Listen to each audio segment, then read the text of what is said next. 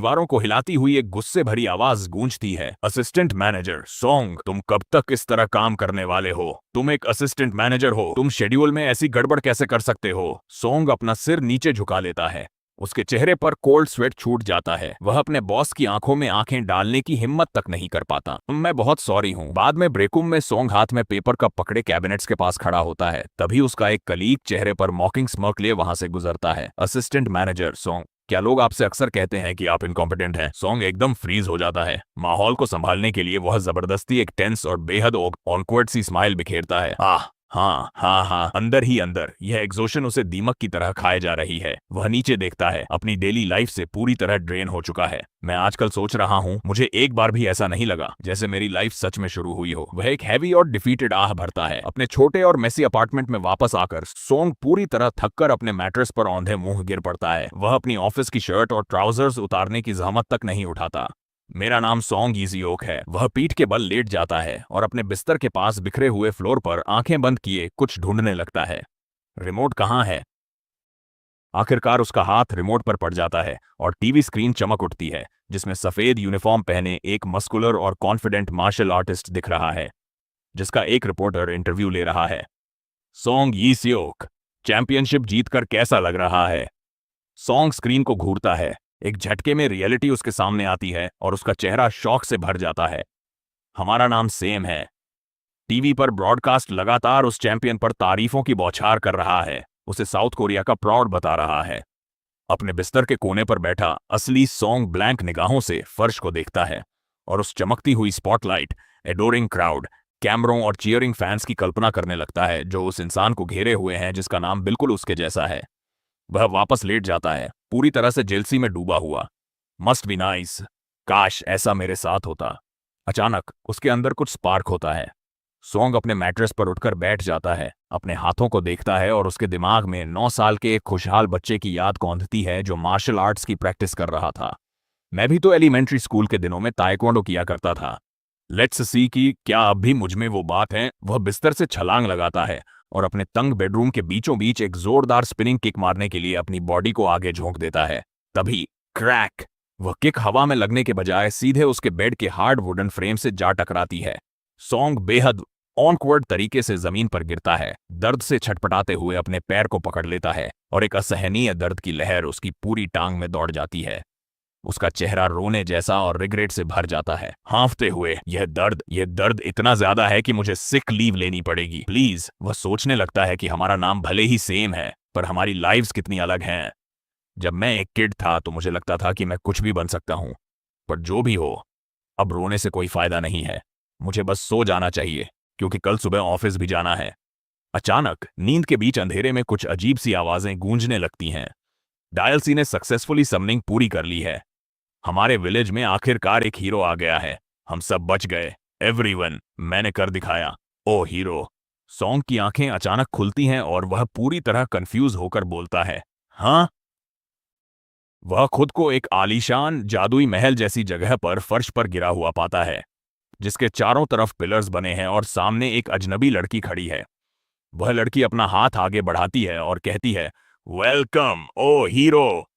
Song हैरान होकर अपना हाथ देखता है और कहता है, उह, क्या? वह उठने की कोशिश करता है और चिल्लाता है। अचानक वहां कई अजीबोगरीब क्रिएचर्स और विलेजर्स की भीड़ आ जाती है, जिनकी आंखें उम्मीद से चमक रही हैं। सोंग को एक बड़े से रॉयल रेड सोफे पर बिठाया जाता है। वह पसीने पसीने होकर बहुत ही नर्वस आवाज में पूछता है, तो आप लोग मेरे जैसे किसी मामूली इंसान को यहां क्यों लाए हैं? तभी सामने खड़ी लड़की, जिसका नाम डियाबेल है और वह एक मेज है, अपने हाथ जोड़कर बड़ी सी स्माइल के साथ कहती है, मैं सब कुछ एक्सप्लेन करूंगी हीरो। बहुत लंबे समय से हम उस डेमन किंग के खिलाफ लड़ रहे हैं जो पूरी ह्यूमैनिटी के लिए एक बड़ा थ्रेट बना हुआ है। वह फ्लैशबैक में देखने लगता है कि कैसे एक बहादुर कैप्टन ने जंग के मैदान में अपनी तलवार से डेमन किंग पर हमला किया था, पर उस खूंखार सींगों वाले दानव ने उस कैप्टन पर ऐसा वार किया कि उसकी तलवार टूट गई और वह सीधे जमीन पर जा गिरा। विलेजर्स रोते हुए चिल्लाए थे, कैप्टन! और इसी मुसीबत से बचने के लिए उन्होंने इस समनिंग मैजिक का इस्तेमाल करके सोंग को इस फैंटेसी वर्ल्ड में बुला लिया है। वह आगे बताने लगती है कि कैसे वे हर बार उस खतरनाक लड़ाई में बुरी तरह हार रहे थे।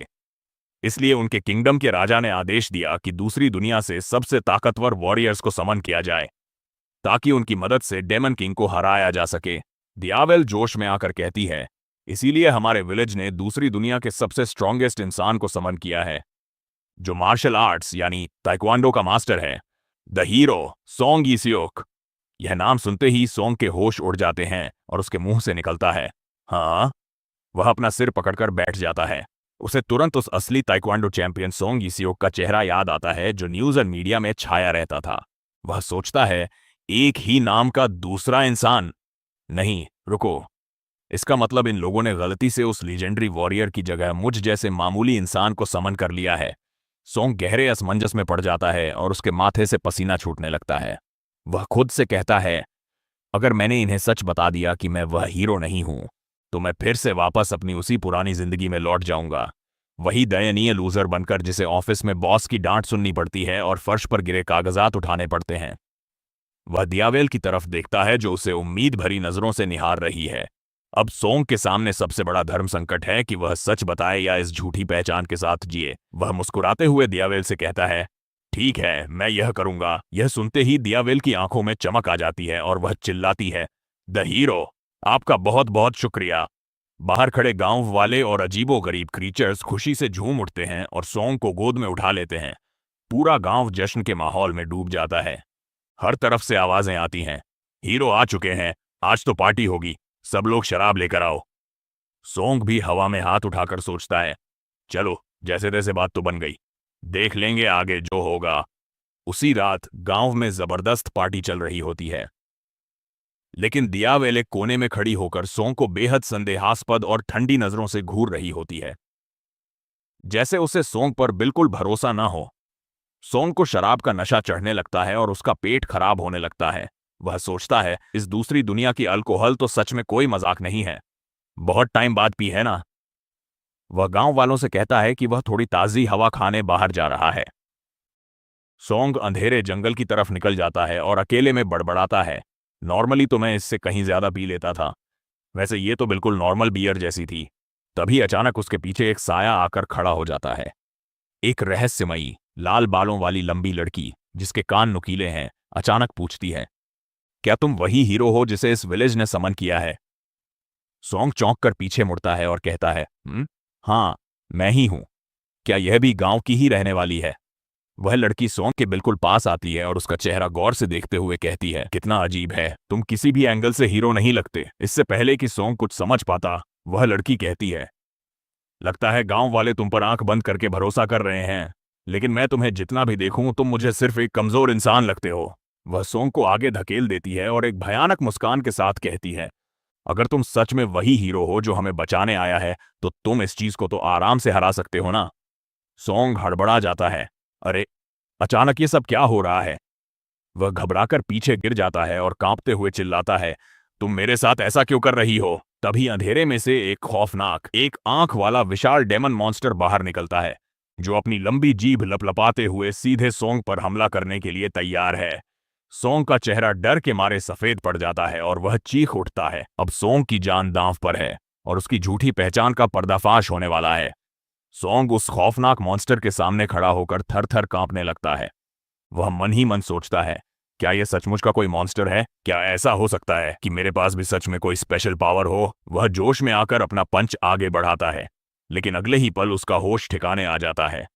मॉन्स्टर का एक जबरदस्त वार सीधे आकर उसे लगता है और वह जमीन पर घिसटता चला जाता है। सोंग दर्द से कराहते हुए सोचता है, लेकिन रुको, क्या मैं नशे में नहीं था? वह संभलने की कोशिश करता है, पर वह मॉन्स्टर बिना कोई मौका दिए एक और जानलेवा हमला कर देता है। एक जोरदार चीरे के साथ सोंग के चेहरे और शरीर से खून की धार बहने लगती है। सोंग की आंखें फटी की फटी रह जाती हैं और वह बिल्कुल सुन्न पड़ जाता है। क्या मुझे अभी अभी मार पड़ी? दर्द और लाचारी उसके चेहरे पर साफ दिखने लगती है। अभी तो मैंने सोचा था कि आखिरकार मैं भी जिंदगी में कुछ कर पाऊंगा। उसका पूरा शरीर खून से लथपथ हो जाता है और वह लड़खड़ाने लगता है। वह टूटती हुई आवाज में खुद से पूछता है, क्या ये इस तरह खत्म होने वाला है? उसकी आंखों के सामने धुंधलापन छाने लगता है। मरते मरते उसे अपने बचपन के दिन याद आते हैं जब वह ताइक्वांडो की ड्रेस पहनकर भागता था। वह आखिरी सांस लेते हुए सोचता है, मैं तो बस एक बोरिंग जिंदगी जीकर इस तरह मरना नहीं चाहता था। और इसी के साथ सोंग बेजान होकर जमीन पर गिर जाता है। उसका पूरा शरीर खून से सन जाता है। क्या सोंग की कहानी यहीं खत्म हो गई, या फिर यह किसी नए चमत्कार की शुरुआत है? घायल और खून से लथपथ होने के बावजूद सोंग हार नहीं मानता। वह अपनी बची कुची ताकत समेटता है और चिल्लाता है, इसके साथ मैं एक असली हीरो हूं, सही ना? और अगले ही पल एक जोरदार धमाका होता है। सोंग का मुक्का उस विशालकाय मॉन्स्टर के आर पार हो जाता है। एक ही झटके में वह खूंखार मॉन्स्टर चीथड़े चीथड़े होकर ढेर हो जाता है। तभी धूल के गुबार से एक रहस्यमयी लाल बालों वाला शख्स बाहर निकलता है। वह सोंग को घूरते हुए हल्के से मुस्कुराता है। सोंग अपने कांपते हुए खून से सने हाथों को देखता है। उसकी आंखें फटी की फटी रह जाती हैं।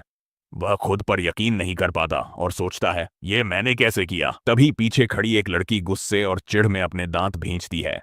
शौक और हैरानी का यह सिलसिला अभी थमा भी नहीं था कि तभी अचानक सोंग के सामने एक रहस्यमयी लड़की आ खड़ी होती है, जिसकी लाल आंखें अंगारे की तरह चमक रही हैं। सोंग को समझ आता है कि जो कुछ भी अब तक हुआ वह सिर्फ एक इत्तेफाक नहीं था, और इसी के साथ उसकी साधारण सी दिखने वाली जिंदगी पूरी तरह बदल चुकी है, क्योंकि उसकी असली जिंदगी अब शुरू हुई है।